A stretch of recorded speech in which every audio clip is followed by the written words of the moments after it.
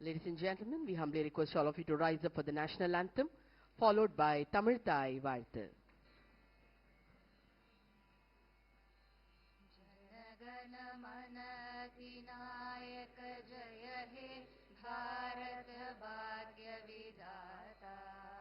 पंजाब सिंधु गुजरात मराठा द्राविड उत्कल बंगा विंध्य हिमाचल यमुना गंगा उच्चल जलधि तरंगा तव शुभ नामे जागे तव शुभ आशीष माहे गाहे तव जय गाथा जन गण मंगलदायक जय हे भारत भाग्य विधाता जय हे जय हे जय हे जय जय जय जय हे நீராரும் கடலுடுத்த நிலமடந்தை கெழிலொழுகும் சீராரும் வதனமென திகழ்வரத கண்டமிதில் செக்கனமும் அதிசிறந்த திராவிடனல் திருநாளும் தக்க சிறு பிறை நுதலும் தரிதனலும் திலகமுமே அத்திலக வாசனை போலனை துலகும் இன்பமுற எத்திசையும் புகழ் மணக்க இருந்த பெரும் தமிழனங்கே தமிழனங்கே உன் சீரிலமை திறம்பியந்து செயல் மறந்து வாழ்த்துதுமே வாழ்த்துதுமே வாழ்த்துதுமே. We humbly request all our dignitaries to kindly take your respective seats. Ladies and gentlemen, let us now listen to the vocal rendition of Mahakavi Subramanya Bharatiyar's patriotic song, Parukulle Nalla Nadu Nam Bharata Nadu. Parukulle Nalla Nadu Parukulle Nalla Nadu Engal Bharata Nadu Parukulle Nalla Nadu Engal Bharata Nadu Engal Bharata Nadu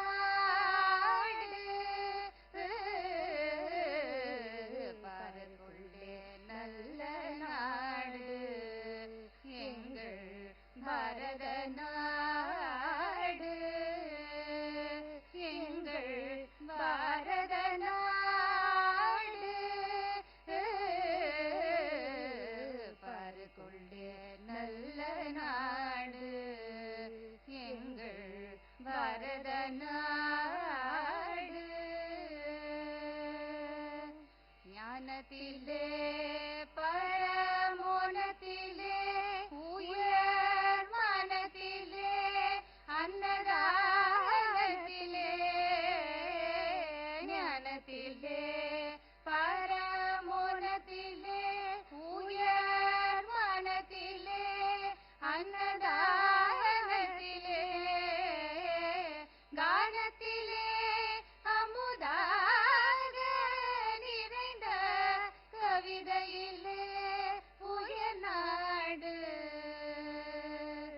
கானத்திலே அமுதாக நிறைந்த கவிதையிலே உயர் நாடு இந்த பாருக்குள்ளே நல்ல நாடு எங்கள் பாரத நாடு வீரத்திலே படை வீரத்திலே நெஞ்சு ஈரத்திலே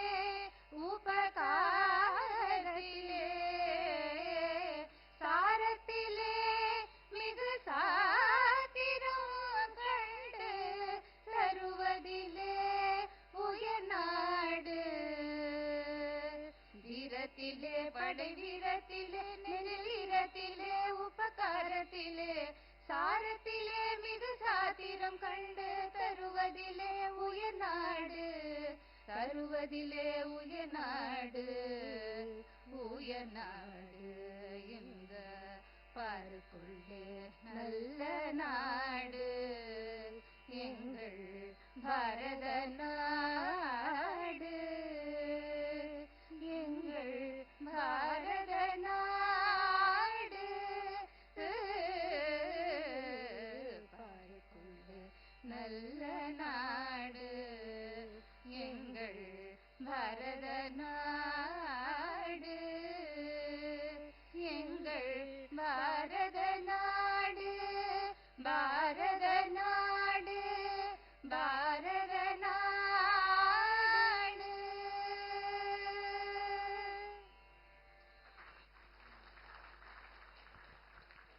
Thank you. Ladies and gentlemen, we now humbly request the Honorable Governor to light the traditional lamp, the Kuttuvilakku. We welcome Dr. H.V. Hon'ble, former Health Minister, Government of Tamil Nadu, to light the traditional lamp. We welcome Professor P. Kanakasabhapati, Secretary and Trustee, Dr. Syama Prasad Mookerjee Research Foundation, New Delhi, to light the traditional lamp. We welcome Tirumati Prema Anandrav and Tirumati S.D. Vaishnavi to light the traditional lamp.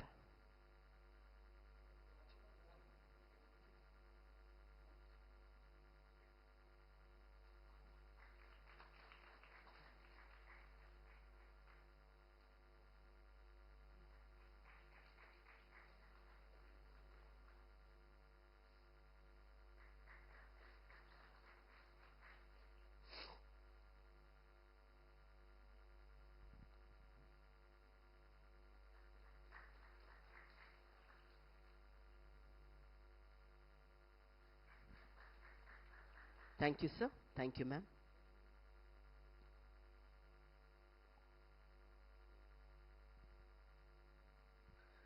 We now request the Honorable Governor to pay floral tributes to the portrait of Dr. Syama Prasad Mookerjee. We request our dignitaries on dais also to pay the floral tributes.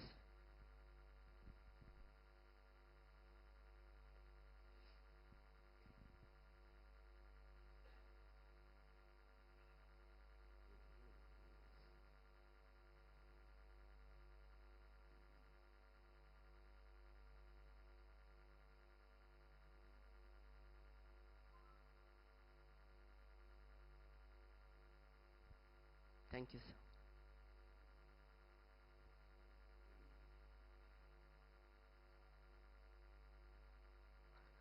Ladies and gentlemen, we now request Thiru Nambinarayanan, editor, Ore Nadu Tamil Weekly, to deliver the welcome address.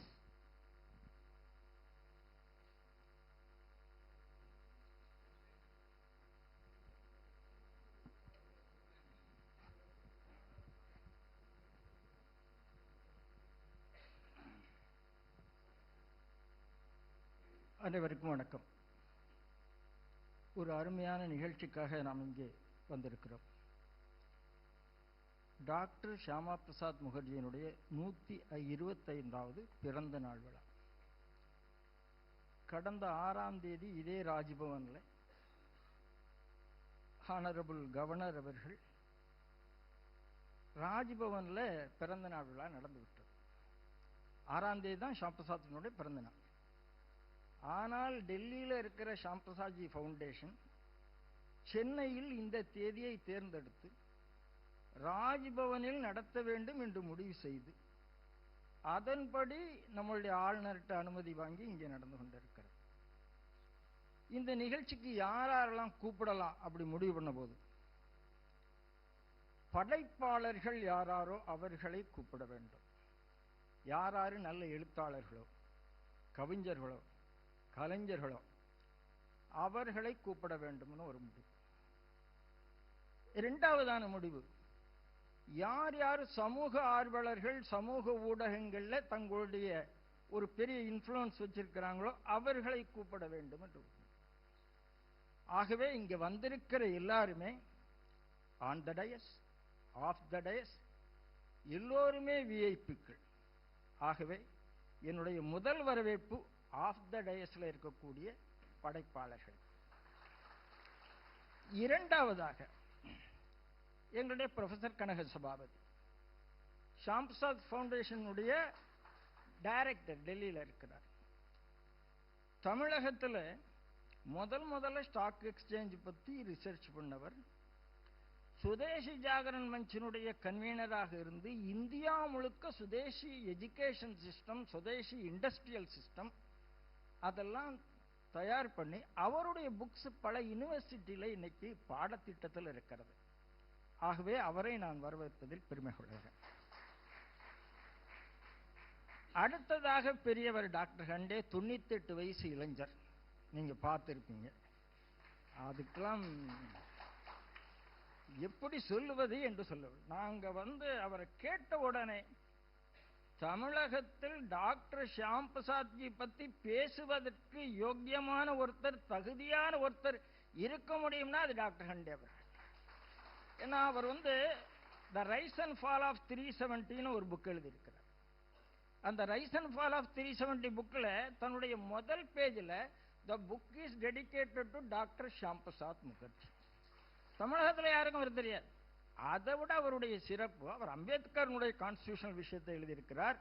அதில் அம்பேத்கர் எந்த அளவுக்கு nationalist என்னெல்லாம் சொன்னாருங்கிறது எழுதியிருக்கிறார். ஆனால் அதை விட சிறப்பு 12 volume constitutional debate முழுசா படிச்ச ஒருத்தர் தமிழகத்தில் அவரை தவிர யாரும் இருக்க முடியாது. ஆகையினால உடனடியாக நாங்கள் அவரை போய் பார்த்தோம். அவர் போய் பார்த்து கண்டிப்பா நீங்க வரணும்னு சொல்லும் போது நாங்கள் முதல்ல ஃபோன் பண்ணோம், கேட்டார் ப்ரோக்ரத்தை எல்லாம். அதுக்கப்புறம் நேரில் போய் பார்த்தோம். 1.25 மணி நேரம் கான்ஸ்டிடியூஷனல் டிபேட், அவருடைய எல்லா விஷயத்தையும் எங்களுக்கு சொன்னார். ஆகையினால டாக்டர் ஹண்டே அவர்களை வரவேற்பதில் நான் மிகுந்த மகிழ்ச்சி அடைகிறேன். மேதகு ஆளுநர், இந்த ராஜ்பவனுக்கு புது விலாசம் கொடுத்தவர். இந்த ஹாலுடைய பேர் தர்பார் ஹால். இந்த ஹாலுடைய பேர் நேற்று வரை தர்பார் ஹால். நம்ம ஆளுநர் வந்த பிறகு இது பாரதியார் ஹால். இதுதான் நாம் அந்த மாற்றம் எங்கேந்து வருகிறதுன்னா நாம் புரிந்து கொள்ள வேண்டும். இதே மண்டபத்தில் இன்டகரல் ஹியூமனிசம் ஒரு புஸ்தகம் ரிலீஸ், காரக்குடியினுடைய தீன்தயாள்ஜி ரிசர்ச் பெஞ்சிலிருந்து ஒரு புக் ரிலீஸ், தர்மலிங்கம் அவர்கள். நம்மளுடைய ஆளுநர் இன்டகரல் ஹியூமனிசம் பத்தி 1.25 மணி நேரம் பேசினார். யாரும் இந்த மாதிரி இவ்வளவு டெப்தா பேசி நான் கேட்டது. ஆளுநர் இன்டகரல் ஹியூமனிசத்தை பத்தி பேசினா தமிழ்நாட்டில் பலருக்கு பயம் வருகிறது. ஆளுநர் அப்படி வள்ளலாருக்கு விழா எடுத்தால் தமிழ்நாட்டில் பலருக்கு பயம் வருகிறது. ஆளுநர் திருவள்ளுவருக்கு விழா எடுத்தால் தமிழ்நாட்டில் பலருக்கு பயம் வருகிறது. ஏங்கிறது உங்களுக்கு புரிஞ்சிடும். ஆனால் வள்ளுவருக்கு இதே இடத்தில் விழா.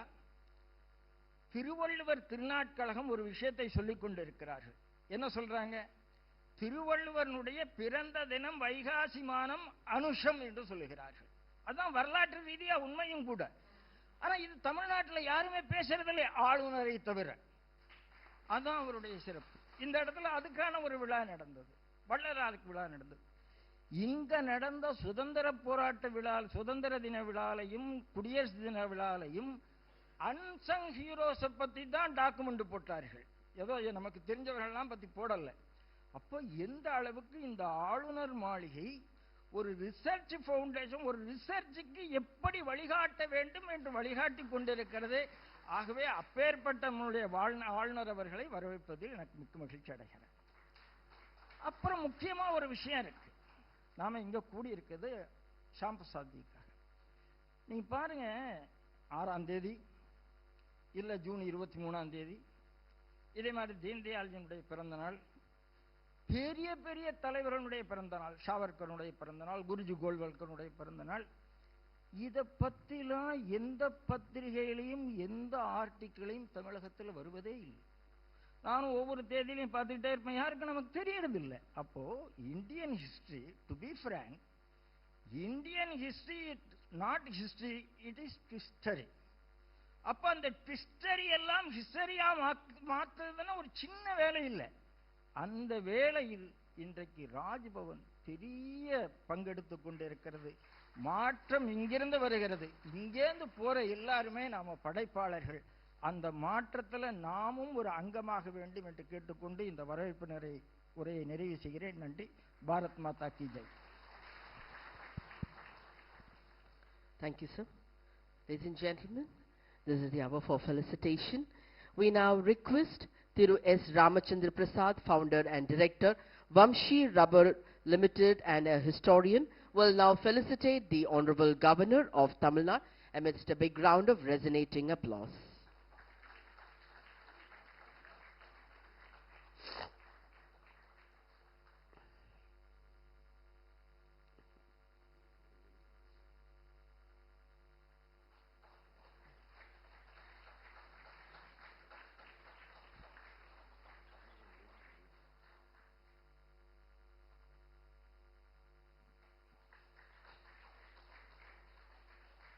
Thank you, sir.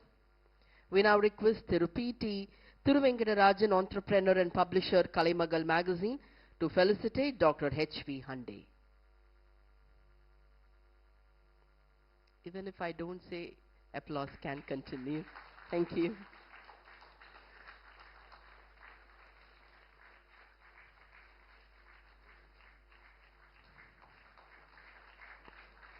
Thank you.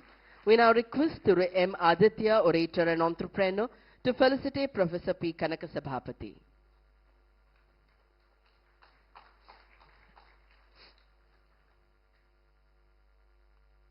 We don't want intermittent claps. We want inundated claps. Thank you.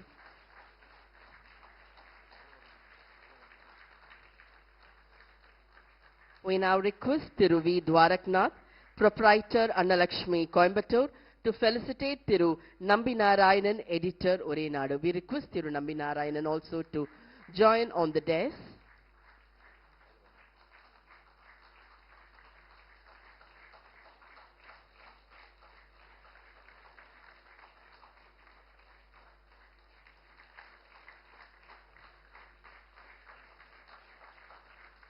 Thank you, sir. Thank you so much. Thank you. Ladies and gentlemen, we now request Professor P. Kanakasabhapati, Secretary and Trustee, Dr. Syama Prasad Mookerjee, Research Foundation, New Delhi, to deliver the introductory address.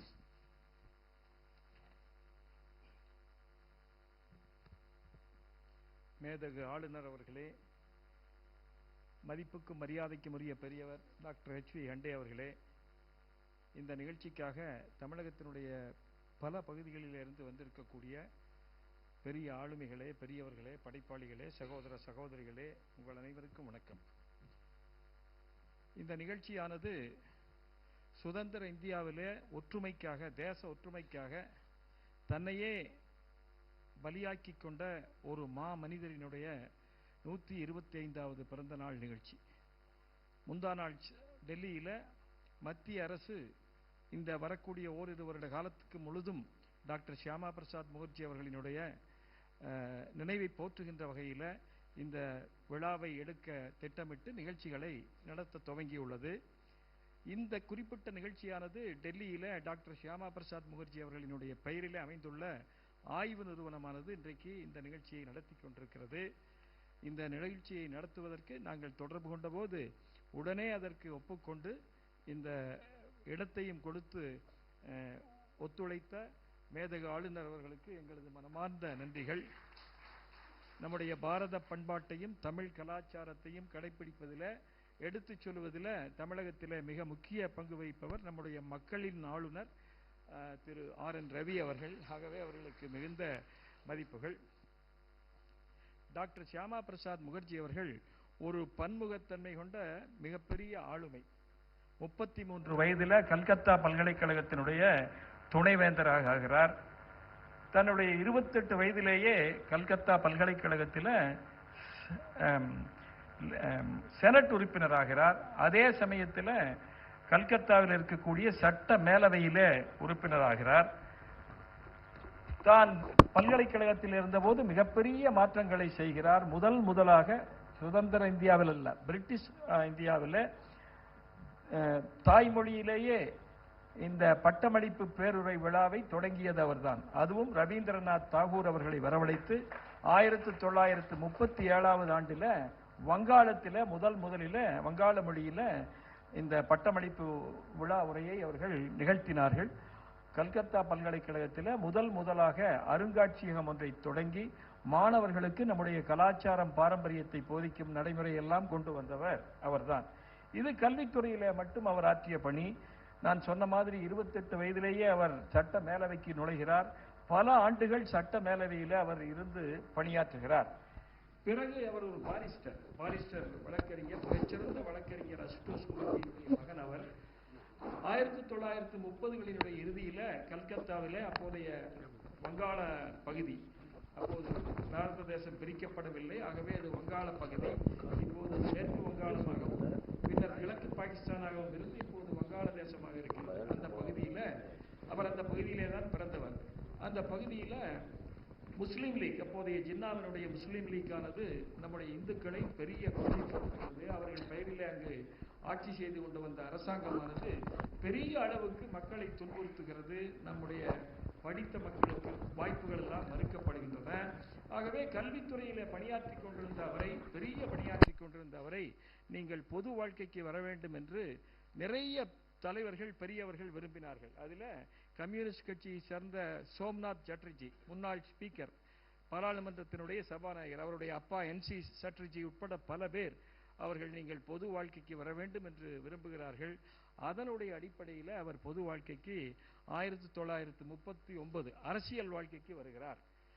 அரசியல் வாழ்க்கைக்கு வந்த பின்னாலே அவர் நிறைய அந்த பகுதியிலே, அந்த காலத்தில் இந்துக்கள் கொடுமைப்படுத்தப்படுவது அவருக்கு கண் முன்னாலே தெரிகிறது. ஆகவே இந்து மகா சபையில இணைகிறார். அவர் இந்து மகா சபையில இணைந்த போது மகாத்மா காந்தி அவர்கள் மிகவும் பிரியப்பட்டு, மாளவியா, மதன் மோகன் மாளவியாவுக்கு அப்புறம் முதல் முறையாக இந்துக்களுக்காக போராடக்கூடிய ஒரு தலைவர் வந்திருக்கிறார், பாராட்டுகள் என்று சொன்னார். அப்போது முகர்ஜி அவர்கள் பதிலளித்தார், நீங்கள் எங்களை மதவாதி என்று சொல்லுவீர்கள் என்று. அதற்கு மகாத்மா காந்தி பதில் சொன்னார், எப்படி நம்முடைய பரமசிவன் சமுத்திரத்தை கடைந்து விஷத்தை உட்கொண்டாரோ அதே மாதிரி இந்திய அரசியலை சரி செய்வதற்காக நீங்கள் விஷத்தை உட்கொள்ளாக வேண்டும், அதற்கு பொருத்தமான ஆள் நீங்கள் தான் என்று சொன்னார்.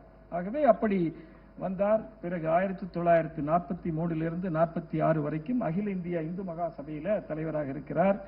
சட்ட மேலவையிலே அவர் உறுப்பினராக இருந்ததுனால, அந்த பகுதியினுடைய முக்கியமான ஆளாக அவர் இருந்ததுனால 1941-42 பிரிட்டிஷ் ஆட்சியின் கீழே அமைக்கப்பட்ட முஸ்லீம் லீக் கூட்டணி அரசில் அவர் இந்து மகாசபையின் சார்பாக வங்காளத்தினுடைய நிதி அமைச்சராக நியமிக்கப்படுகிறார். அருமையான முறையில் அவர் பணியாற்றுகிறார். இப்படி அவருடைய பணிகள் தொடர்ந்து கொண்டே செல்லுகின்றன. பிறகு அவர் 1946 கான்ஸ்டிடியூவன்ட் அசம்பிளி, அரசியலமைப்பு சட்டத்தினுடைய நிர்ணய சபை உறுப்பினராக ஆகி அவர் பணியாற்றுகிறார். பிறகு அதற்கு பின்னால சுதந்திரம் வருகிறது. சுதந்திரம் வந்த பின்னால ஆட்சி அமைக்கும் போது மகாத்மா காந்தி அவர்கள் காங்கிரஸ் கட்சியில இல்லாத டாக்டர் அம்பேத்கர், டாக்டர் முகர்ஜி போன்ற சிலவர் மந்திரி அமைச்சராக வேண்டும் என்று விரும்பினார். பட்டேல் அதை ஆதரித்தார். அதனுடைய அடிப்படையில் அவர் பாரத தேசத்தினுடைய சுதந்திர நாட்டினுடைய முதல் தொழில் அமைச்சராக 1947 ஆகஸ்ட் 15 அவர் நியமிக்கப்படுகிறார். அதற்கு பின்னாலே ஒரு 2-2.5 வருட காலம் அவர் மத்திய அமைச்சரவையில் அமைச்சராக இருந்தபோது நிறைய மாற்றங்களை கொண்டு வருகிறார். பொருளாதாரம் படித்தவர்களுக்கு தெரியும், 1948 பாரத தேசத்தினுடைய முதல் தொழில் கொள்கை, இண்டஸ்ட்ரியல் பாலிசி வகுக்கப்பட்டது அவருடைய காலத்திலே தான். நம்முடைய நாட்டு தொழில்கள் முன்னேற்றத்திற்காக நிறைய நிதி அமைப்புகள் தோற்றுவிக்கப்பட்டன. அதில் முதலிலே தோற்றுவிக்கப்பட்டது industrial finance corporation of India, அதை உருவாக்கியவர். இப்படி அவர் நிறைய சாதனைகளை எல்லாம் அவர் அந்த அமைச்சராக இருக்கும்போது செய்தார். பிறகு அவர் அமைச்சராக இருக்கும் போதே அப்போதைய பிரதமரினுடைய போக்கு அவருக்கு பிடிக்கவில்லை. டாக்டர் அம்பேத்கர் எப்படியோ அதே மாதிரி டாக்டர் முகர்ஜி அவர்களுக்கும் அவருடைய போக்கு தவறானது என்று உணர்கிறார்கள். அவர் மக்களை பற்றி கவலைப்படுவதில்லை, தனக்காக கொள்கைகளை நிறைய வகுக்கிறார் என்று அவர்கள் கருதினார்கள். அதை அவர்கள் அவரிடத்தில் எடுத்துச் சொல்லுகிறார்கள். ஆனால் அவர் கேட்கவில்லை. ஆகவே அவர்கள் அதில் வருத்தமடைகிறார்கள். பிறகு நேரடியாகவும் கடிதம் மூலமாகவும் பல தகவல் பரிமாற்றங்கள் எல்லாம் நடக்கின்றன. பிறகு 1950 கிழக்கு பாகிஸ்தான், இப்போதைய வங்காளதேசம், அப்போதைய கிழக்கு பாகிஸ்தான் மறுபடியும் இந்துக்கள் மேல தாக்குதல் நாடு பிரிவினைக்கு பின்னால ஏற்படுகிறது. அப்போது இவர் வருத்தப்பட்டு நேருவிடம் இதை சரி செய்ய வேண்டும், இதை பெரிய பிரச்சனையாக்க வேண்டும், சர்வதேச அளவில் தேவைப்பட்டால் கொண்டு செல்ல வேண்டும் என்று சொல்கிறார். ஆனால் பிரதமரோ இல்லை இல்லை, நான் பாகிஸ்தான் பிரதமரோடு ஒப்பந்தம் போடுகிறேன், அதன் மூலம் எல்லாம் சரியாகிவிடும் என்று லியாக்கத் அலி கான் நேரு ஒப்பந்தமானது போடப்படுகிறது.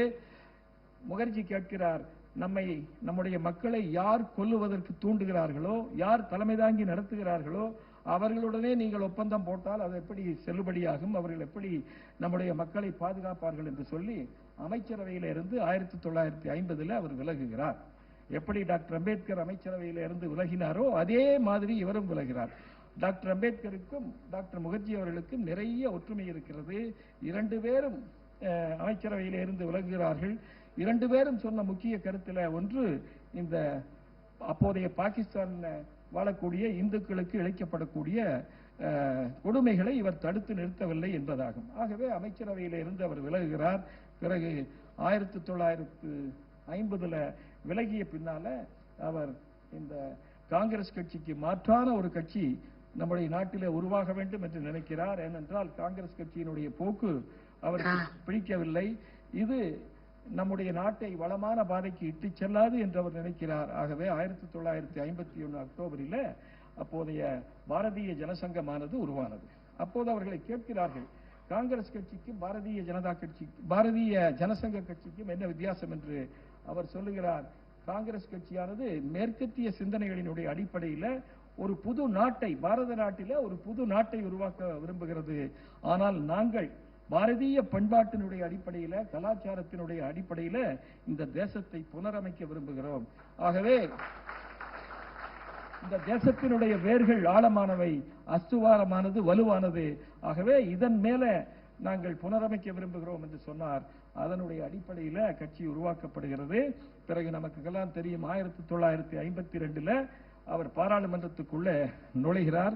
பாராளுமன்றத்திற்குள்ளே போன போது அவர் நாட்டினுடைய பிரச்சனைகளை, குறிப்பாக தேச ஒற்றுமைக்கான விஷயங்களை எல்லாம் எடுத்து வைக்கிறார். அப்போது நேரு கூட சொல்லுவார், I will crush your party என்று சொல்லுவார். அதற்கு முகர்ஜி பதிலளிப்பார், I will crush your crushing mentality என்று சொல்லுவார். அதுதான் பதிலாக இருக்கும். ஆகவே அப்படிப்பட்ட மாமனிதர். பிறகு நமக்கெல்லாம் தெரியும், அப்போது நேரு அவர்கள் குறிப்பாக காஷ்மீர பிரச்சனையில 370 பிரிவு சட்டப்பிரிவை கொண்டு வந்தார். அது டாக்டர் அம்பேத்கர் அவர்களுக்கும் பிடிக்கவில்லை, டாக்டர் முகர்ஜி அவர்களுக்கும் பிடிக்கவில்லை. ஆகவே அவர்கள் இருவருமே கடுமையாக எதிர்க்கிறார்கள். 1952 பாராளுமன்றத்திலேயே டாக்டர் முகர்ஜி அவர்கள் சொல்லுகிறார், a nation cannot have 2 flags, 2 கொடிகள் இருக்க முடியாது. cannot have 2 prime ministers, 2 பிரதமர்கள் இருக்க முடியாது. cannot have 2 emblems, national emblems, 2 emblems என்று சொல்லுவார். 2 அடையாளங்கள் இருக்க முடியாது என்று அவர் சொல்லுவார்.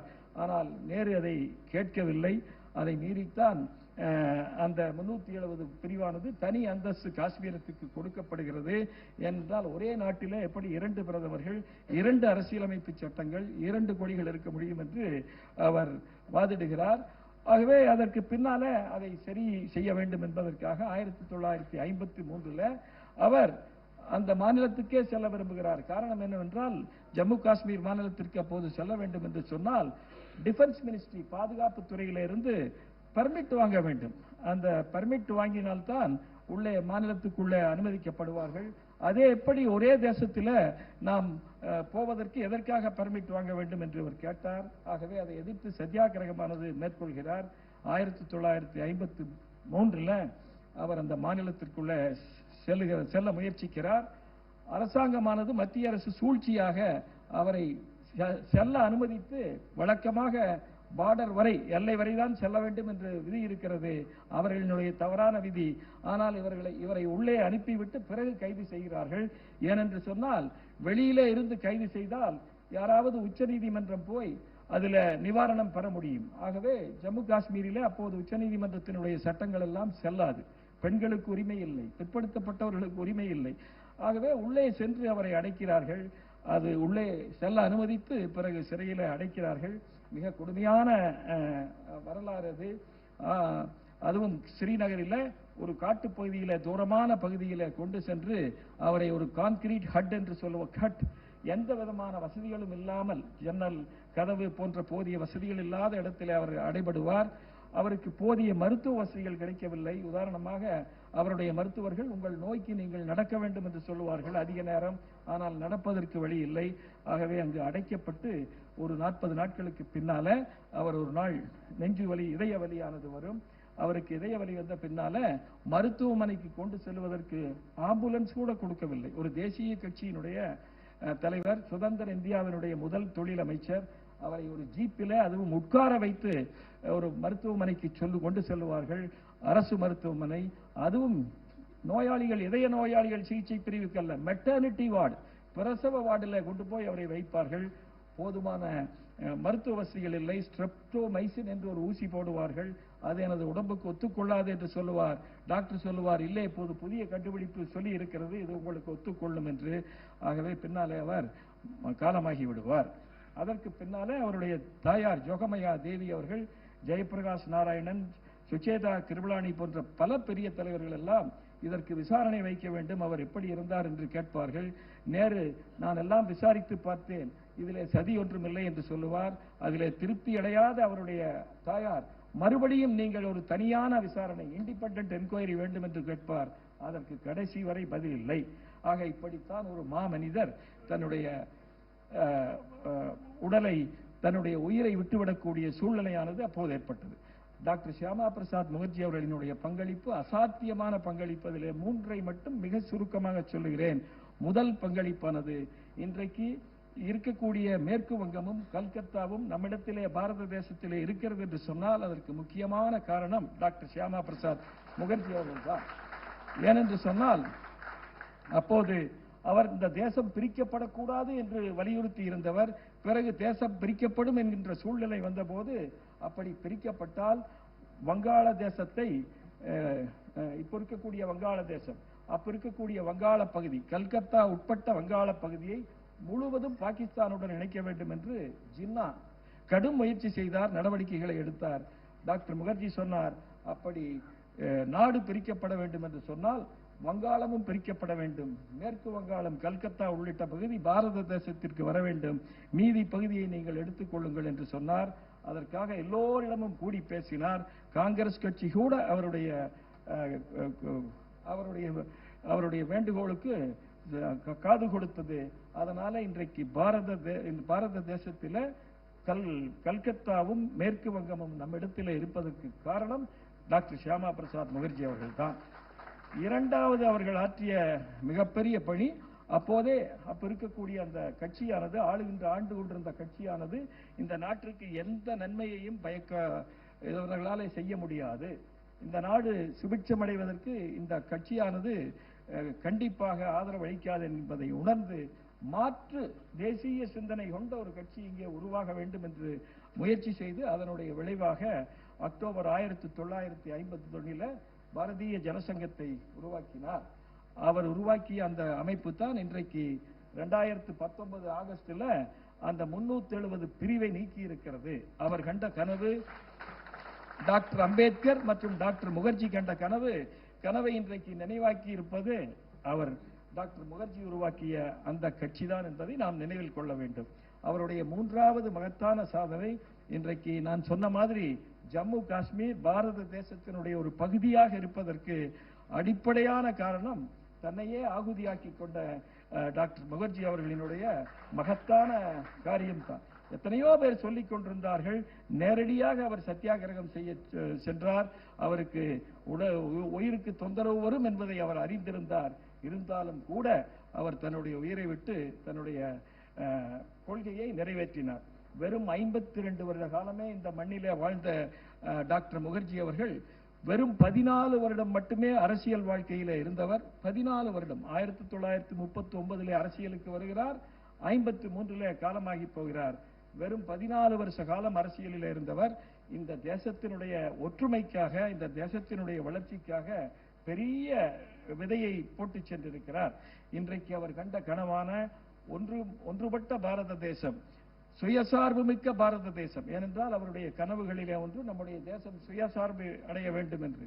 அதை அடைந்து கொண்டிருக்கிறது, அதை நோக்கி சென்று கொண்டிருக்கிறது என்று சொன்னால் அவர் உருவாக்கிய அமைப்புத்தான் காரணம். அவர் உருவாக்கிய அமைப்புத்தான் இன்றைக்கு சுயசார்பு பாரதத்தையும் ஒற்றுமைக்கான ஒன்றுபட்ட பாரதத்தையும் கட்டிக்காப்பதற்கான அனைத்து முயற்சிகளையும் செய்து வருகிறது. துரதிர்ஷ்டவசமாக அவர் போன்ற மாபெரும் தேசபக்தர்கள் ஆளுமைகளினுடைய வரலாறுகள் எல்லாம் கடந்த 60 வருட காலமாக மறைக்கப்பட்டு விட்டன. வரலாறுகள் எல்லாம் நம்மவர்களாலே, நம்ம தேசிய சிந்தனை கொண்டவர்களாலே எழுதப்படவில்லை. ஆகவே அதை மாற்றி அமைக்கக்கூடிய நோக்கத்திலே தான் இன்றைக்கு இருக்கக்கூடிய பாரத பிரதமரினுடைய அரசானது செயல்பட்டு வருகிறது. எங்கெங்கோ நமக்கு தெரியாமல் இருந்த மலைவாழ் மக்கள் போராடிய போராட்டங்கள், அவர்களினுடைய ஆளுமைகள் எல்லாம் இன்றைக்கு பொது வழியில சொல்லப்பட்டு கொண்டிருக்கின்றன. அந்த வகையில இந்த தேசத்தினுடைய ஒரு மகத்தான ஆளுமை, சுதந்திர இந்தியாவினுடைய ஒற்றுமைக்காக தன்னுடைய உயிரையே பலியாக்கிய டாக்டர் சியாமா பிரசாத் முகர்ஜி அவர்களினுடைய இந்த ஆண்டு 125வது பிறந்த ஆண்டு என்பதனால தொடர்ந்து அடுத்து வரக்கூடிய 2 வருடங்கள் அவரை பற்றிய செய்திகள், அவர் பங்களித்த பங்களிப்புகள் பற்றி சொல்ல வேண்டும் என்று மத்திய அரசானது திட்டமிட்டு செயல்பாடுகளை எல்லாம் அமைக்க இருக்கிறது. அந்த வகையில் இன்றைக்கு நம்முடைய டாக்டர் சியாமா பிரசாத் முகர்ஜி நிறுவனமானது, ஆய்வு நிறுவனமானது இந்த நிகழ்ச்சியை நடத்தி கொண்டிருக்கிறது. அந்த மகத்தான ஆளுமையினுடைய செயல்பாடுகளை, வாழ்க்கை வரலாற்றை நாம் மற்றவர்களுக்கு எல்லோரும் கொண்டு செல்ல வேண்டும். அந்த வகையில் இன்று கூடியிருக்கக்கூடிய உங்கள் அனைவருக்கும் என்னுடைய மனமார்ந்த நன்றி. இதற்காக ஏற்பாடு செய்த நம்முடைய மேதகு ஆளுநர் அவர்களுக்கு என்னுடைய கோடி கோடி நமஸ்காரங்கள். நன்றி, வணக்கம்.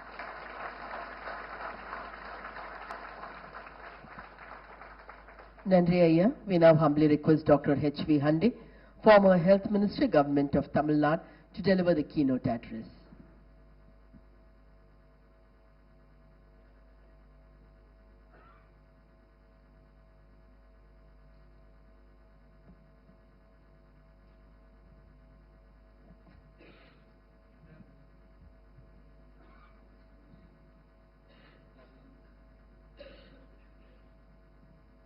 At the very outset, I would request all of you to offer your encomiums to our distinguished Excellency Sri R.N.Ravi for reminding the country of the greatness of Dr. Syama Prasad Mookerjee.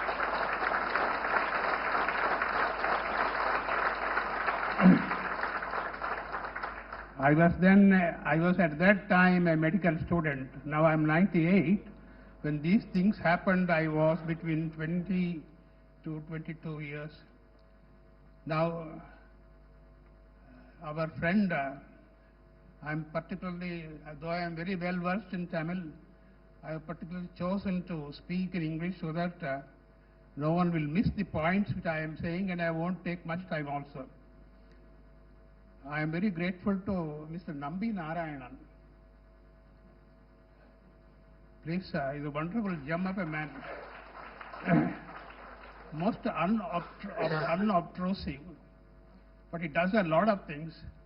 He brings out a weekly, a superb weekly called Nadu, one country. From Kanyakumari to Kashmir, one country. That weekly, both through internet and also these things he brings out. So my appreciation for him, and I am grateful to him for asking me to participate in this function. Then we have in the audience some persons like Keshav Vinayagam and Velur Ibrahim, whom I admire very much. Very unobtrusive, but very clear in his ideas, and several our Kanaka Sabhapati, all these people. Now I shall only take about 5 or 6 minutes. Respected Honorable the Governor of Tamil Nadu, His Excellency Sri R.N.Ravi ji, distinguished dignitaries on the dais, esteemed guests and brothers and sisters, I deem it a great privilege and honor to be part of this solemn occasion commemorating the 125th birth anniversary of Dr. Syama Prasad Mookerjee, a towering nationalist, an erudite scholar, and a fearless leader who is actually a distinguished son of Asutosh Mookerjee, and a fearless leader who made an indelible mark in the history of modern India.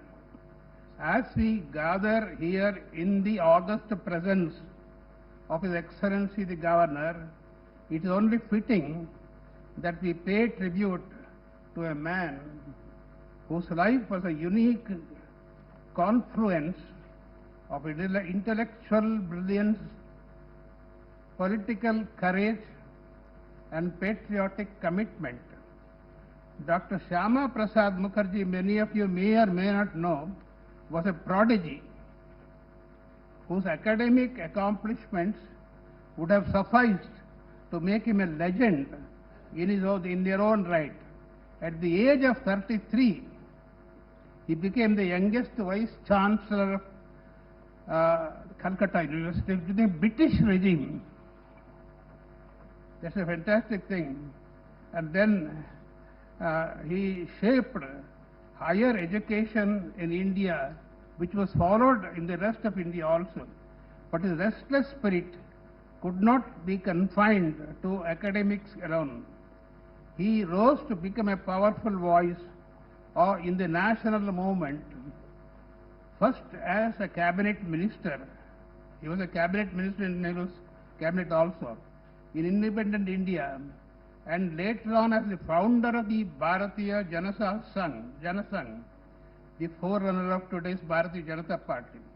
He had the moral clarity to stand apart when he disagreed with the prevailing policies, in particular his opposition to the Nehru-Liaquat Pact. I don't know how many of you know about it.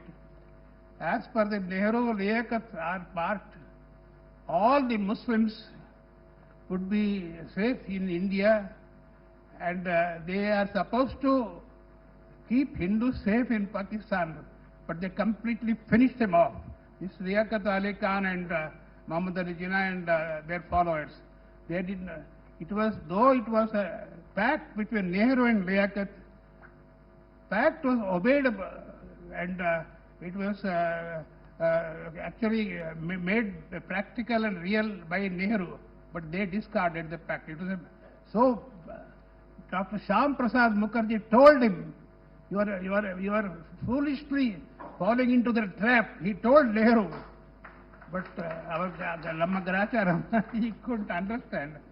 Nehru, who destroyed India.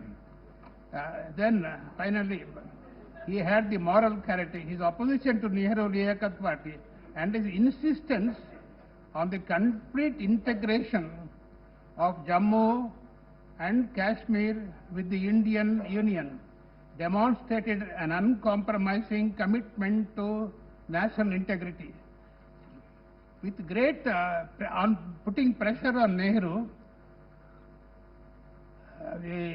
our Kashmir Sheikh Abdullah, he was not Chief Minister of Kashmir.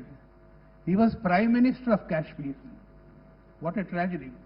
So, there was a famous slogan of Syama Prasad Mookerjee, Ek Desh Mein Do Vidhan. Vidhan, there is a separate constituent assembly for Jammu and Kashmir. Look at the stupidness of the government at those periods. He was very much influenced by Mountbatten and his partner. Ek desh mein do vidhan, do pradhan, do nishan flag, nahi charenge. That was the slogan. All India still resound. I was a student at that time. I still remember it. Still in our collective conscience, a call to ensure that India remains one nation, undivided in spirit and purpose. Now, last point is, I'll take only, See, I congratulate the organizers for holding this commemoration. But the most important thing, there are two things I want you to carefully, I don't know, I have told this a number of times. In fact, this book is dedicated to Dr. Syama Prasad Mookerjee. This was very much highly lauded by our beloved Prime Minister, Sri Narendra Modi. I have got the letter with me. I appreciate it very much, the efforts I had taken. But the point is, I want you to clearly follow what I am saying.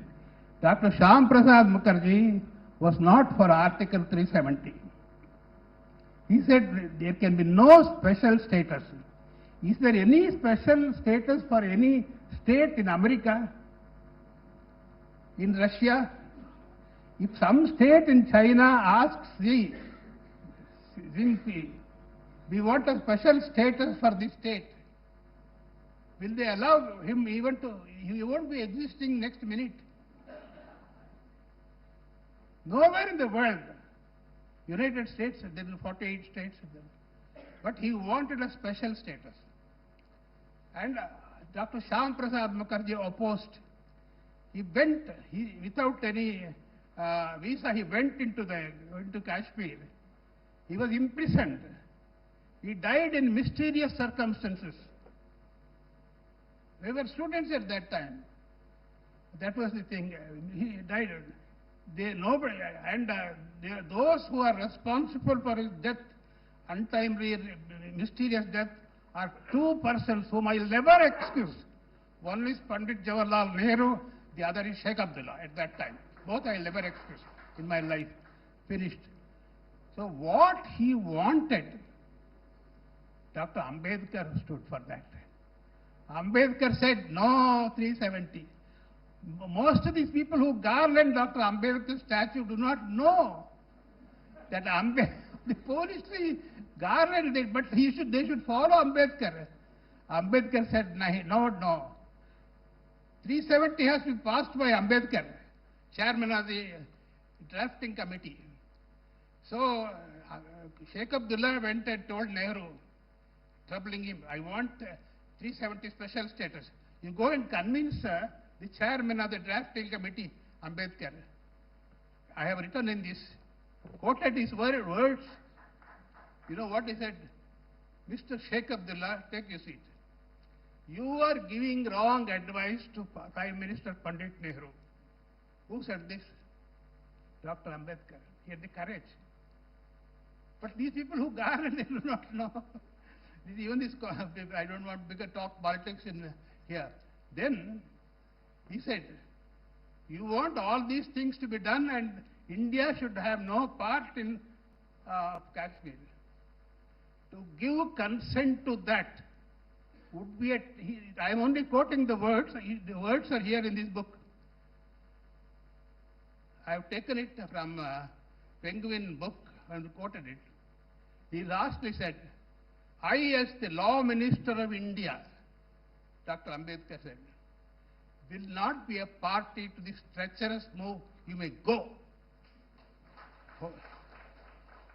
So then Nehru, he should have come, he got it passed through N.G. Iyengar on 17th October 1949 when I was 22 years. You were reading his papers, that is finished.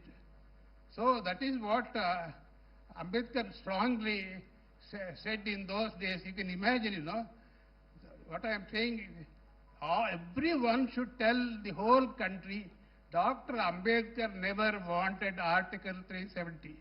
So, Tamil Solraipa, அன்று ஷியாம் பிரசாத் முகர்ஜி அவர்கள் விரும்பியதை doctor Ambedkar நிறைவேற்றினார். Doctor Ambedkar 1949 விரும்பியதை யார் நிறைவேற்றினார்?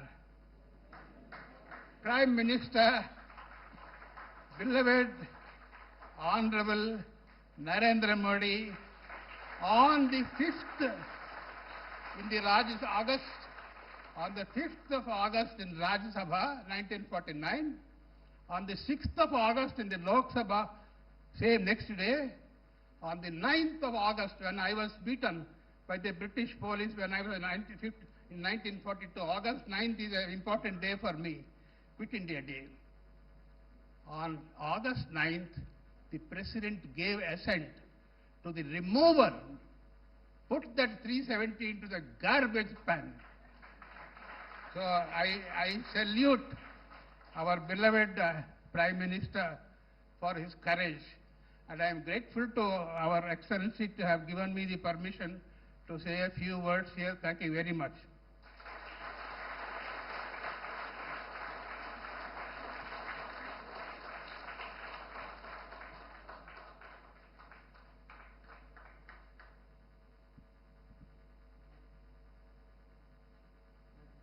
Thank you, sir.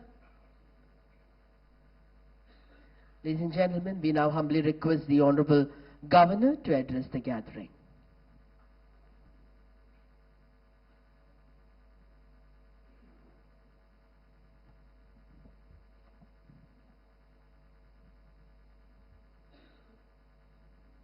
Distinguished and most respected Dr. H.V. Hon'ble, a grand young man who is going to complete his centenary in the next 1.5 years. Every time that I meet him, I feel so inspired, so energized. And then so inspired that look at his intellectual memory. Normally people, by the time they grow, they start forgetting, amnesia, all kinds of things that start happening. But here is a person who remembers the date. And I'm sure if you ask him, he might even tell you the hours, not only date. Great. Thank you very much, sir, for being here. Respected Professor Kanak Sabapatiji, who is Secretary and Trustee of Dr. Syama Prasad Mookerjee Research Foundation, all the distinguished invitees, participants to this event, friends from media, we are here to recall the life of Dr. Syama Prasad Mookerjee and celebrate his legacy that will show the way forward to build a self-reliant and fully developed Bharat in coming less than 2.5 decades. It is 125th birth anniversary. Dr. Syama Prasad Mookerjee, his life history, Professor Kanak Sabapati has given the details.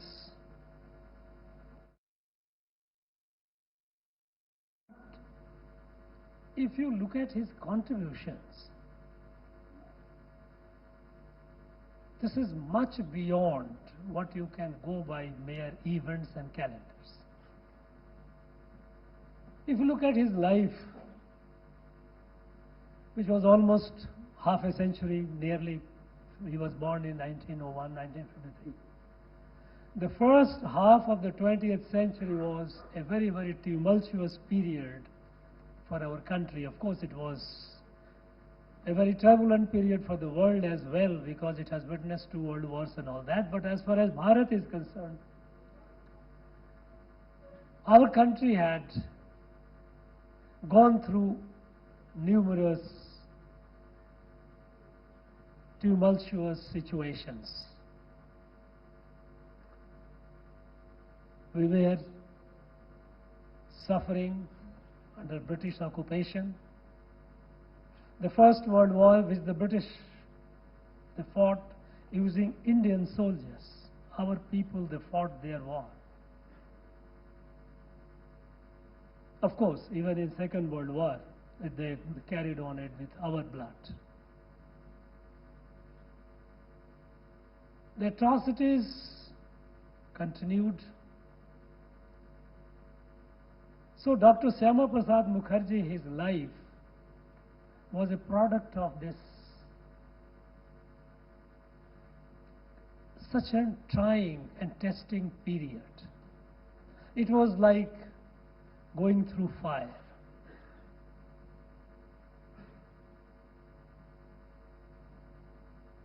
When the national freedom movement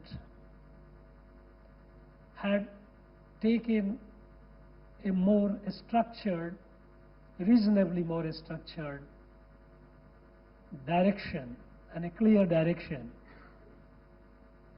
at the time the country had a lot of expectations. The whole country was energized. But over the course of time, because of the policy of appeasement, the people of this country, majority of the people of this country, they were feeling uncomfortable. How the national freedom movement was energized? How was the common masses? They were energized. Yes, they were suffering, so they wanted independence, it's okay, but think of it. A common person at the time, look at our illiteracy, our level of literacy. Because British had completely destroyed our indigenous system of education. Mahatma Gandhi, in his roundtable conference when he had gone to London, he had given in his speech, where he said Bharat was far more literate than what it was at that point of time, far more literate at the time that the British had occupied it. So we were largely illiterate. Our economy was in shambles, destroyed. We were in the grip of ignorance. Our selfhood, our pride in self was systematically destroyed by false and fabricated narratives the British had created about who we are. They had written, those of you who have studied political science, you have heard the name of a political scientist, John Stuart Mill. His father, James Mill, who was a pastor, he was entrusted with a task by the British to write a history of India. The man didn't visit India, but in 7 years he produced 5 volumes History of India. And there he wrote all kinds of dirty things. In fact, one complete volume is dedicated to Hindus. They say Hindus are worthy to be enslaved. They are akin to eunuchs. These are the words which he used. And these books were made the textbook in the British schools and colleges in India. And all the British civil servants, those who qualified for ICS and all, they had to pass through a test, their introduction to India, through this James Mill History of India. So that was a design. So it was, sense of selfhood was being destroyed very badly. At that point of time, a common man and women of this country woke up. How? It was not because there was a call for freedom. Freedom didn't make much sense to them because for them, their life beyond their village was not very intelligible. They were not able to make the sense out of it. The freedom, the people of this country woke up because the call was given around our Bharatiya Sanatans, icons and values. Mahatma Gandhi, when he started the daily prayer, Raghupati Raghav Raja Ram, and concept of Ram Rajya. Ram Rajya. People of this country, though they were illiterate, they knew 2 things. One was a day-to-day suffering at the hand of the British. And the second, a Ram Raj would be one which they had heard through acculturation, through sanskar, that is the when you have everyone happy and prosperous.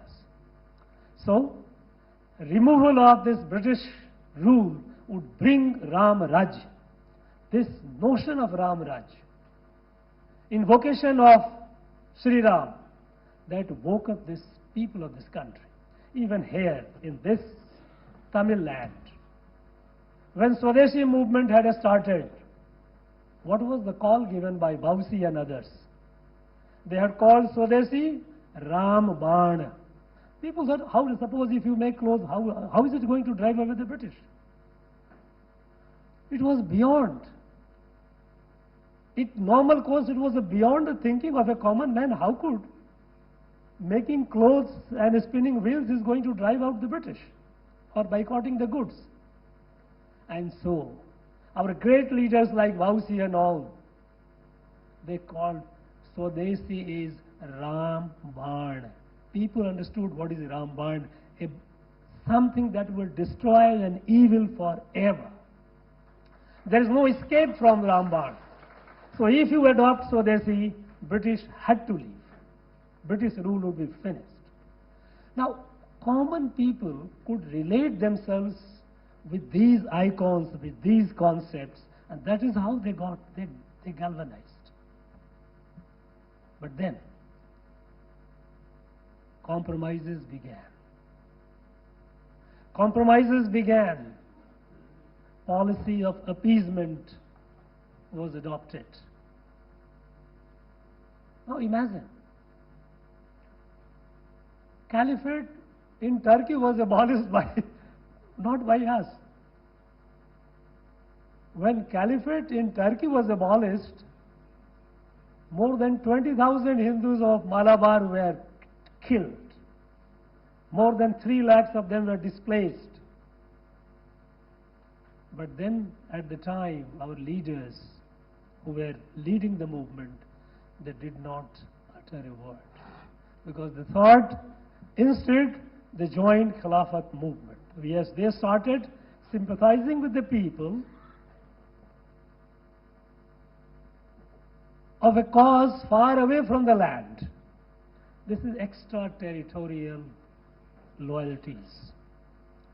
In this pursuit to appease the extraterritorial loyalty of a section of people, the killing of thousands of our people and displacement of lakhs of them went unnoticed. It was played down.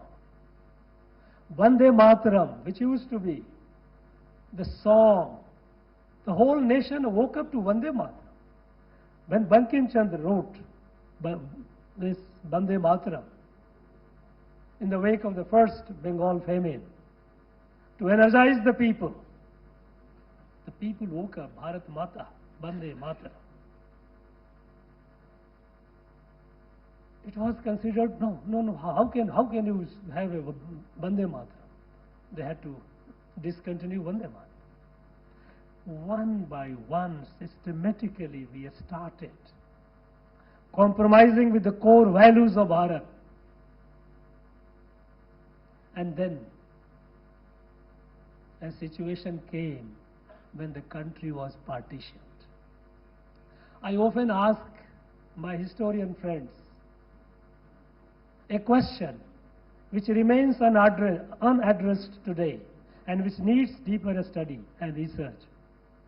In 1905, when a province of Bengal was partitioned on communal line, when the British had created Muslim Bengal, the whole country had revolted. There was a protest. Bausi Chidambaram Pillai here, Bausi, he took up. He was the one who joined the movement, who led the movement. Something happens in Bengal, the protest was here. All over the country, the people revolted. No. Normal course today, if you think of, something happens in Bengal, why should people bother about it? I don't think we are much concerned about it. We are becoming so distant. But in 1905, when Bengal was partitioned on communal line by the British, people all over the country revolted. So much so. And the rebellion continued. 6 months later, British had to undo it. When Jallianwala Bagh happened in Punjab, the whole country revolted. revolt was held, tremor was felt here in this land.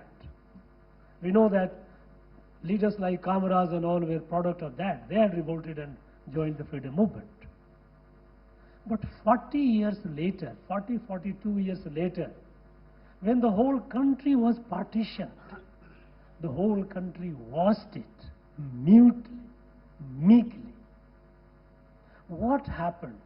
What was there in 1905 when there was no organized national freedom movement, and yet something happening in one part of the country, the revolt was felt, the impact was felt in the whole nation.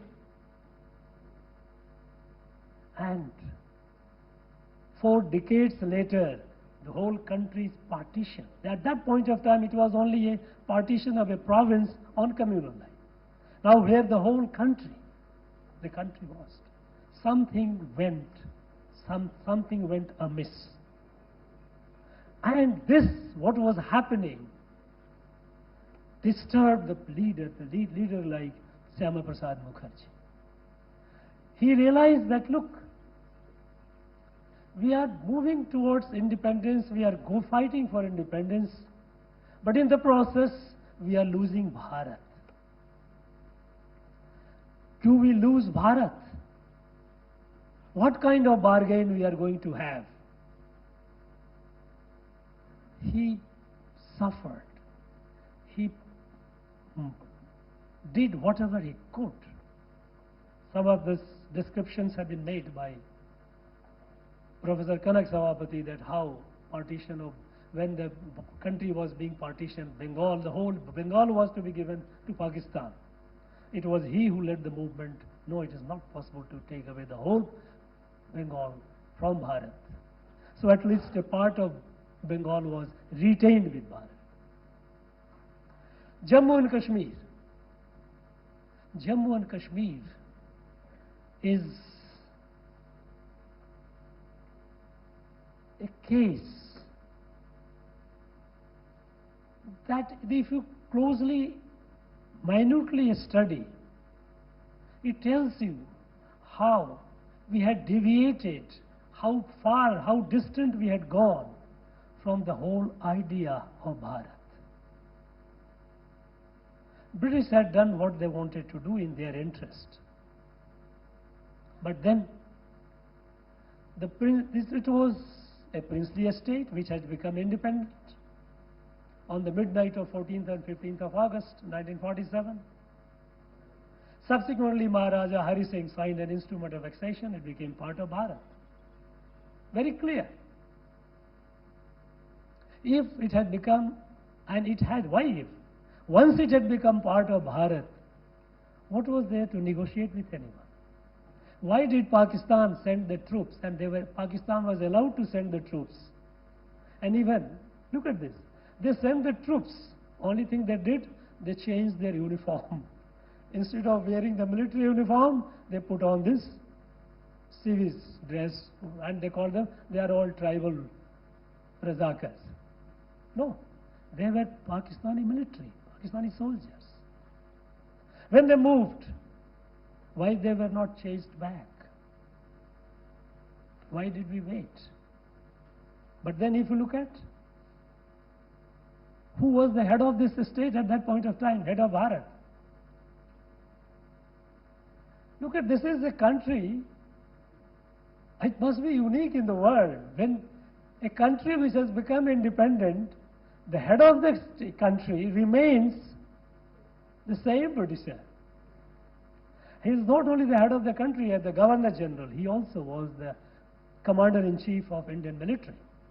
He didn't allow the military to move. What kind of game it was being played? And eventually when, with all the reluctance, when Mountbatten signed the instrument of annexation signed by Maharaja Hari Singh, because when he signed the instrument of annexation, Mountbatten was reluctant to sign it. Because British design was to give Jammu and Kashmir to Pakistan. That was their design. But eventually, he had to sign it because there were Sardar Patel, people like him, who didn't let Mountbatten have his way. But after signing the instrument of annexation, when the troops were sent, why the troops were stopped halfway? Allow the troops to, our Indian troops to move and clear the whole Jammu and Kashmir of the presence of Pakistanis. They were stopped because the British advised our Prime Minister, you go to the United Nations. And we know that our first Prime Minister was such a great Anglophile, he had such a great love for the British, that whatever they advised, whatever Mountbatten and others they advised, he went by that. And we continued paying the price of it till today. Till today, a major part of Jammu and Kashmir is with Pakistan. Till Prime Minister Modi came in 2014, there were numerous attempts to settle with Pakistan. You take away POK. Pakistan occupied, let it be yours. Let the line of control be the border, international border. And here I must say that we owe it to the Pakistanis that they refused. They said, no, we'll take the whole Pakistan, the whole of J&K. Otherwise, Government of India would have signed a treaty as some kind of an agreement saying that, okay, let LOC be the border, international border. Nobody had talked about, in fact, conscious effort was made to erase from the memory, from the public discourse, any discussion about Pakistan-occupied Jammu and Kashmir. Even from our Indian military maps, that area was not discussed until 2014. Slowly and slowly and slowly and slowly, it was forgotten. It was only after Prime Minister Modi came that this unfinished agenda, we are completing it, finishing it now. The one that 370. Abolition of 370 is a correction of a historic blunder. Look at this. Imagine, many of our people, we are not taught in our textbooks. It was not put in the textbook. Our people are not aware of it. That when Pakistan occupied a part of Jammu and Kashmir, a large number of Hindus from that area came over to Jammu and Kashmir. Thousands of them they came. And what was their plight until 2019? They came over, they were Indian citizens, but they were not citizens of Jammu and Kashmir. They could vote in parliament election, but they could not vote in a state election. Their children could not get, they or their children could not get any job in Jammu and Kashmir. They could not buy land in Jammu and Kashmir. They were treated as foreigners. This was the impact or result of Article 370. One wonders, in our country, what all systems that we have created. If the country was partitioned on communal line, if Muslim League refused to accept Mahatma Gandhi's slogan, Mahatma Gandhi used to say, Allah Ishwar Tere Naam, all are the same. Jinnah said, no, Allah is not Ishwar. We don't agree with that. When they kept this introduced, in fact, it is the league. It was in that period of time that communal politics began in this country. Today, all those who talk about communalism, they must realize that their forefathers were responsible for it.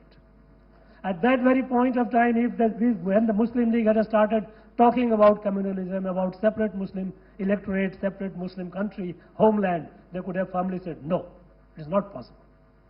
It is they who planted the seed, who allowed this. It is the League which planted, and they who nursed it by putting water in it and manuring it.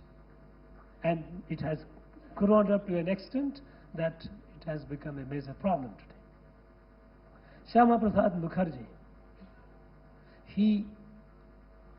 understood what Bharat is, Bharat was, what was the core strength of Bharat, how Bharat came into being. Bharat, we all know that Bharat is not like any other country in the world. Bharat was not built by any ruler, by any king, or by any emperor, by military, by force. Bharat is a product of Sanatan Darshan, Sanatan Adhyatma, Sanatan Dharma.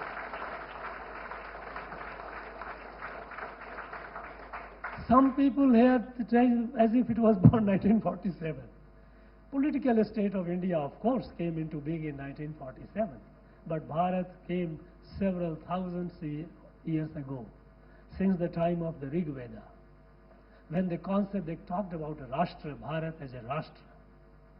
And how Rashtra came into being, that also it describes. How our great rishis, when they discovered the truth, when it was revealed, the entire universe is a creation, and we are all family members of the same creation, we are all integrally connected. And when this drishtikon, when this vision, it spread, and a lifestyle revolved around that. We started worshipping trees, we started worshipping rivers, mountains, animals, because there is a divinity in all. This inclusive, all-inclusive, this is only Sanatana Dharma, no other than in the religion in the world. First of all, there are multiple religions in the world, but there is only one Dharma, and Dharma is only Sanatana Dharma. Because all other religions believes in exclusivity. Either you are in, you are inside, if you follow this, otherwise you are out. Here, even if you don't believe, you are also us. This is the beauty of it, all inclusive. You may have your ways of worship, or you may not be worshipping at all. That's your thought. Yet, we are all part of the faith. You may express yourself in your own way. There can be infinite way of expressing the truth. Fine. It's okay. Doesn't matter, we are all members of a family.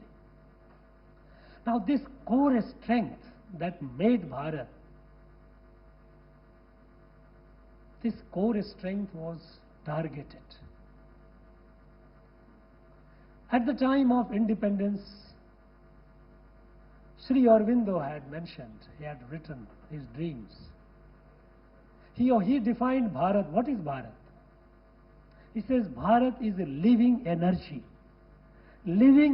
of a great spiritual conception, that is Sanatana Dharma. And identity and existence of Bharat is directly linked with its fidelity, its commitment to Sanatana Dharma. If you remain committed to Sanatana Dharma, to its principle, Bharat energy grows. And today, you look at the energy, Ramlala Mandir is built. Look at how country is. Kasi corridor all around. We had just a few months back, Mahakumbh. Imagine, 66 crore plus people. Other than China, no country in the world can claim to have that much, even half the population. They came from all parts of Bharat, and Sanatanis from all over the world they came. They came, nobody had any invite. They came because they thought it was for this event was theirs. This place was theirs, and it was their sacred obligation to go and have a dip at this confluence of the three rivers, holy rivers. Now this energizes the mass. This is the living energy. And Dr. Syama Prasad Mookerjee was conscious of this. And that is why he has been leading the movement at the time. On the one hand, when there were attempts to weaken the soul of Bharat through consistent compromises, steady compromises, leader like Dr. Syama Prasad Mookerjee continued the campaign to save the soul of Bharat. Eventually, for that very Jammu and Kashmir, when we call it a special status, no, it is not just a special status. It is an euphemism. It is a separate country. As if it is a kind of a coalition through an agreement, you are together. It is like a treaty. 370 had become a treaty. Laws of Parliament will not be applicable. Decisions of Supreme Court will not be applicable. Anybody going from Bharat will not. And at that point of time needed permit. Imagine. How do you call it was a part of this country? No. For all practical purposes, it was not a special status. Let us, all of us, those who use the word special status, let us be careful about the words. This special status word, expression has been created to just remove the sting, to make it sound soft. When a country when your so-called state has its own prime minister, its own constitution, its own flag, and laws of Bharat will not be applicable there, then how do you call it a part of your country? No? Eventually, and against that, Dr. Syama Prasad Mookerjee fought, and he became a martyr. His martyrdom inspired people of this country, and eventually, in 2019, his dream was fulfilled. A permanent solution to the problem of Jammu and Kashmir. Now that, as far as the constitutional solution of Jammu and Kashmir is concerned, it is done. The leftover responsibility is, or the task is, to take back the OJK, Pakistan. And it will happen, we have no doubt about it. The world has witnessed the might of India. Recently, might of India in terms of political will, in terms of military capability, in terms of national resources. In every way, the country has demonstrated. Imagine, Pakistan, which used to all the time blackmail nuclear power. How can you fight a nuclear power? Every time. In fact, I have been a witness to this kind of conversation because being in the security environment all through. When you talk about Pakistan, people used to be diffident. What to do? Now they have got nuclear weapon. They also have got tactical nuclear weapon, not necessarily a big one, a small one. They can destroy large thousands of our troops. And incident after incident, attacks after attacks, Pakistan continued doing it. Attack on our parliament. Look at Mumbai, 26/11. Handful of Pakistani terrorists.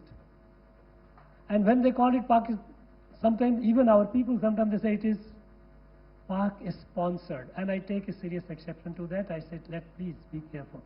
They are not Pak-sponsored. They are a part of Pakistan military. They wear different uniform. They wear different dress. Their protocol is different. But it's an integral part of Pakistani establishment. So when you say sponsor, means you are not doing it, you are asking someone else to do it. No, it's a part of Pakistani establishment. When Pakistan attacked Mumbai, the whole country looked at it with anger, frustration and humiliation, almost for 60 hours. And then, within less than a year, the Prime Minister of this country, Bharat, meets the Prime Minister of Pakistan and signs a joint MOU. Both countries are victims of terrorism. Imagine, where were we? Now, when Pulwama they did, a strike happened, air strike. Balakot was destroyed. When Pahalgam they did, far more impactful, decisive, Operation Sindoor. Pakistan was crippled was just crippled. And then they came for ceasefire, let us say. And of course, we are not interested in war. We want you to behave. If you do not, you will be punished. And punished in a very decisive manner. It's not just by some kind of a protest, like a wailing of a widow. You will be punished decisively, which will hurt you. And this is what Operation did. In 4 days, nowhere in the world, war between two countries have started and concluded in a short time of 4 years with our entire objective achieved. Our political objective achieved, yes, we'll come inside you and destroy. It was capability of testing the military power of the two countries also. We saw what happened. They kept sending their drones. Now this is New Bharat. This is what Dr. Syama Prasad Mookerjee had dreamt of. Fortunately today, we have a national leader who has taken this country from the depth of depression, depth of pessimism and despair, to now a level where we are aspirational. We are recognized in the world. It was 1947. Bharat was the 6th largest economy in the world. When the British had occupied Bharat, Bharat was the number 1, the largest economy. With all the exploitations by the colonial powers, Bharat remained the 6th largest. But what happened thereafter? Our people kept shouting slogans about Garibi Hatao, Garibi Hatao. And by 2014, we became the 11th economy in the world. We became poorer and poorer and poorer. So some people who have been playing politics, some people say we will give you social justice, but maximum discrimination happens in this particular place. You keep giving slogan, either Garibi Hatao, remove poverty, or bring social justice, but you keep accentuating poverty, you keep increasing social divide, and you keep ruling. But in the process, the country suffers. Now, in just about a decade, in 11 years, from 11th, we are the 4th largest economy in the world.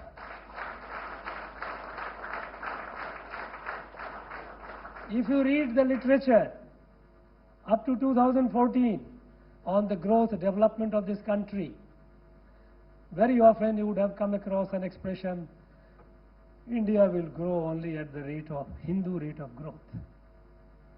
Because being called Hindu, what the British, James Mill had said that Hindus are a subordinate race. So everything about Hindu was nothing very great. So the rate of growth also would be very, very minimal. Now today, Bharat is the fastest growing large economy in the world, and for the last 5 years, it is not that 1 year. Consistently we have been the fastest growing economy in the world. Till 2014-15, 28% of this country population, Bharat's population, was in absolute poverty. Today the World Bank has acknowledged it, that this from 28% it has dropped to 3%. 3%. More than 300 million people of this, poor people of this country have been pulled out of absolute poverty. This is nothing short of a miracle. And this miracle has happened under the leadership of a leader who understands Bharat, who understands the soul of Bharat, who understands the aspirations of Bharat, who lives for Bharat, whose every minute of 24/7 is dedicated for Bharat and Bharat alone. This is fulfillment to the dream of Dr. Syama Prasad Mookerjee. Our Prime Minister Narendra Modi is exactly doing that. The kind of Bharat that Dr. Syama Prasad Mookerjee has dreamed of. The kind of Bharat that great Pandit Deen Dayal Upadhyaya ji had thought of, imagined.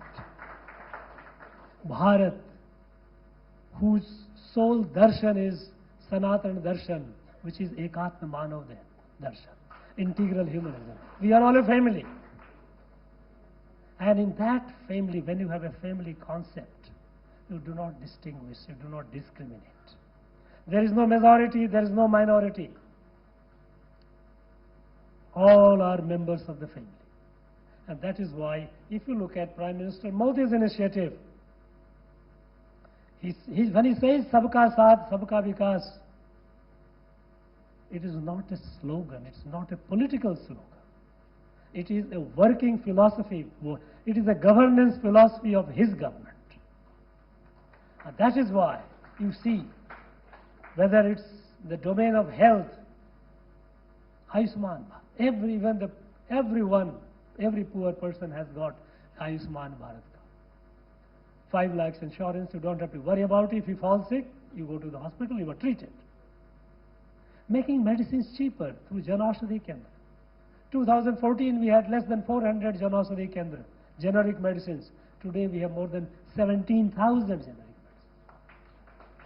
Our doctors are now mandated to prescribe the generic medicine.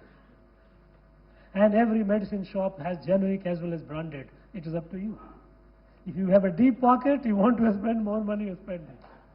But the medicine that costs 100 rupees branded, generic you will get in 10 rupees. Choice is yours. Now, poor people, they know they make intelligent choices. So this is the game. It adds to the well-being of our people. Imagine 800 million people, 80 crore people who have been getting free ration. This free ration is not a freebie. Somebody will try to say freebie. It is not a freebie. Because Prime Minister thinking, and which has been accepted by great economists, that when a poor person rises, his economic level rises, the poor person is exposed to shocks. Suppose somebody in the family falls sick, some accident happens, the whole family, entire economic family collapses. Give support. They need hand-holding for some time before they rise further and their rise is consolidated. So the hand-holding. Thanks to our farmers, again, farmers as a community are very dear to our Prime Minister, that they have produced so much of food that we are able to distribute the food. 80 crore people getting free food for the last 5 years. Not only that, we have been supplying food even to the needy people, hungry people across the world. This is New Bharat. So all these fields, health, education, connectivity, we all see how it is. You see the difference. It is magical transformation. This is emergence of New Bharat. When Prime Minister of Bharat goes outside, look at the kind of reception he gets. When an Indian, ordinary Bharatiya goes outside, at every place of immigration, by weight of the Bharatiya passport. It is not only Prime Minister, every Bharatiya. We know, we have been traveling, even as senior officials when we have been traveling, how in many countries Indian passport was looked at. Today, look at this, the face of the immigration officer, the way they treat you is entirely different, with a lot of respect. This is New Bharat.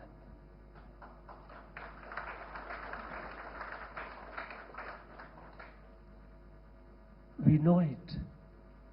The world knows it. That new rising Bharat is an answer to most of the global problems. Global problems, whether it is the climate, whether it is a conflict, war. You look at the war. Even latest is Israel, Iran. We told To stop the war, we have to evacuate our people. Both parties respected Bharat said, this suggestion, and we safely evacuated thousands and thousands of our countrymen and women. Began in Ukraine. Again, Ukraine and Russia both. When we told them to stop the war, give us the window, we will remove our people, we will evacuate our people. We evacuated every Bharatiya from there. This is New Bharat. When you say the world listens with respect. So when we are talking about Dr. Syama Prasad Mookerjee, it is essentially an occasion to understand what is Bharat, what is this Rashtra for which Dr. Syama Prasad Mookerjee, for which he lived, he has struggled, and he gave his life. Because it needs to be internalized, it needs to be studied, it needs to be understood. Because our history, post-independence history of Bharat, has been badly distorted. We went on a wrong direction. And in the process, we started forgetting who we are, and we had almost forgotten. It is important that we must know what is Bharat. What is the core strength of Bharat? And how Bharat can fulfill its obligation. It is not just a choice, it is an obligation. Bharat has to rise for the good of the entire humanity. Bharat is not for Bharat alone. When we say Bharat as a Vishwa Guru, is not just in a literal sense. When we said Vasudhaiva Kutumbakam Yadu Mure Yavarum Kelir, it is this is what Bharat is. We have to live, we have to save. We have an obligation to save the humanity from the crisis. All the conflicts that we see around. Conflict between man and man, conflict between nations and nations, state and state, conflict between humans and environment. All these are creating disasters. We are looming, the world is looming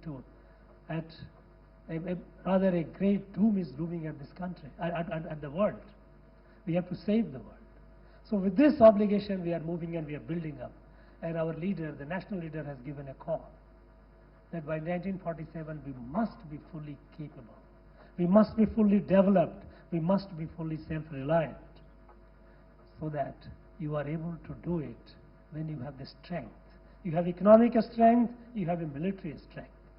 Because our ancient scriptures tell us, Balino vasaga sarve durbalasya cha shatruva. If you are strong, you have friends around. Everybody is your friend. If you are weak, you are surrounded by enemies. We don't treat anyone enemy. But enemies, if they emerge, we must know to make them quiet, show them their place. We don't necessarily have to launch another Operation Sindoor, though it is ongoing. But the lesson is loud and clear that Bharat is rising and rising to a greater height of strength and prosperity. And this is a way of paying tribute to Dr. Syama Prasad Mookerjee. He is fulfilling his dream. You are all here. We feel so happy about it. Happy about our participation of the event. But we have to carry the message forward. This is here in our state, somehow unfortunately, these names are not very commonly heard. There has been a conscious effort to suppress these. This is not good. This great land, the Tamil land, I always mention it, we all know that this is the spiritual capital of Bharat. This is the Punya Bhumi, Tamil Bhumi is the Punya Bhumi. It has given us so much light through ancient times, thousands and thousands of years ago. Now this land has given us all the wisdom. This land has given us all the inspiration. This land has given us all the valor and strength, and that they have given us the stories of bravery, untold braveries. Now this land has to also, people of this land, of this generation, they have to know about are those who fought for the ideals for which our sages and saints and warriors of this land. Imagine, when Mardu brothers in 1801 talked about Jambu Dvip Pragatana, he didn't say about whatever, Sivgangai and all the area. He talked about Jambu Dvip. So this land which has given for the whole land of Bharat, these people of this land should also know about the people elsewhere in this country, those who have given their life for it. Let us carry the message of Dr. Syama Prasad Mookerjee to our younger generations, to our institutions, be it academic institutions, be it industries, be it social institutions, any. Because Syama Prasad Mookerjee cannot be confined to one particular domain. I would urge those of us who are with the private schools, take these lessons. Let the teachers tell our students about the life and legacy of Dr. Syama Prasad Mookerjee. People in the industries, you have your workers. Let the story of Bharat, let the story of Syama Prasad Mookerjee be talked about. We must learn, because that keeps us. Our present generation is on the shoulder of our past, those who have given their life. We are here today enjoying it because people like Syama Prasad Mookerjee have given their life. We must carry the message forward. I am sure we will do that. I wish all of you the very best. Thank you once again very much. Jai Hind, Jai Bharat, Nandri, Vanakkam.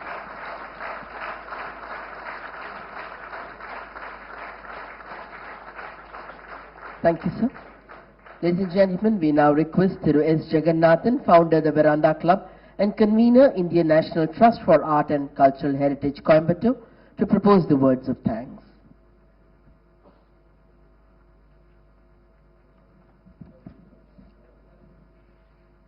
Honorable Governor, respected dignitaries, esteemed guests, eminent scholars and friends, it's both an honor and privilege to stand before you today to extend the heartfelt words of thanks at this momentous occasion, the commemoration of the 125th birth anniversary of Dr. Syama Prasad Mookerjee,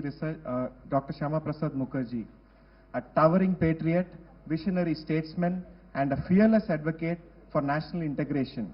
First and foremost, I express our deepest gratitude to the Honorable Governor for graciously hosting this commemorative event at the esteemed Raj Bhavan.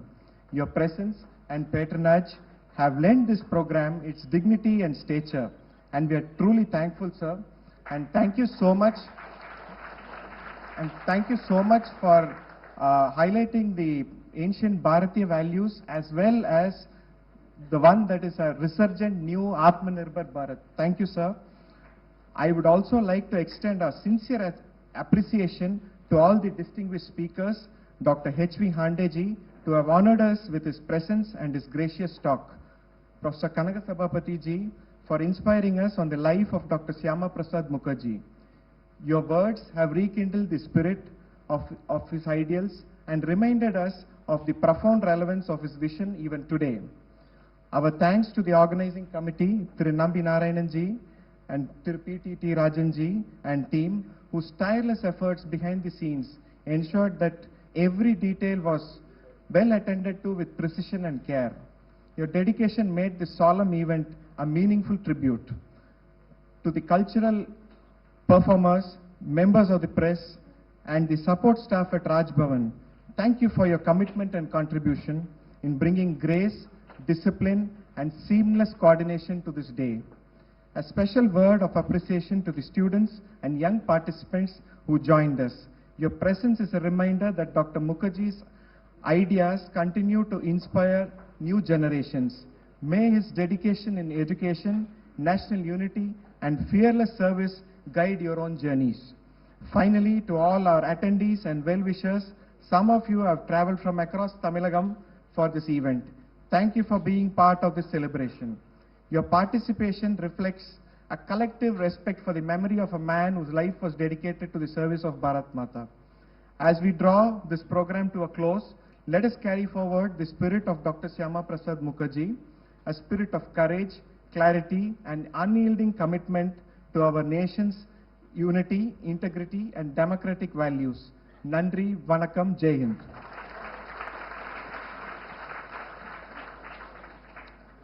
Ladies and gentlemen, we humbly request all of you to rise up for the national anthem.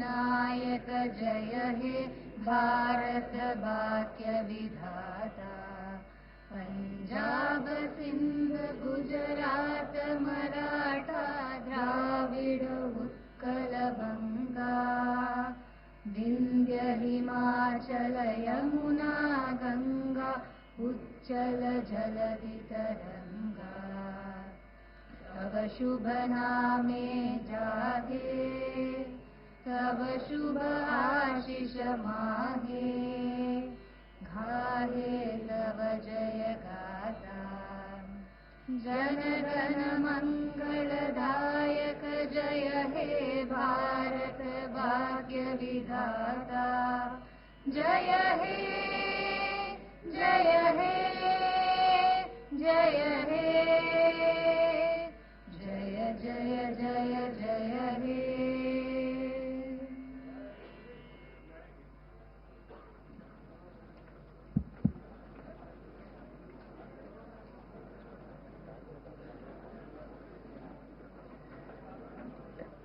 Dear dignitaries, we humbly request all of you to join us for the high tea, elaborate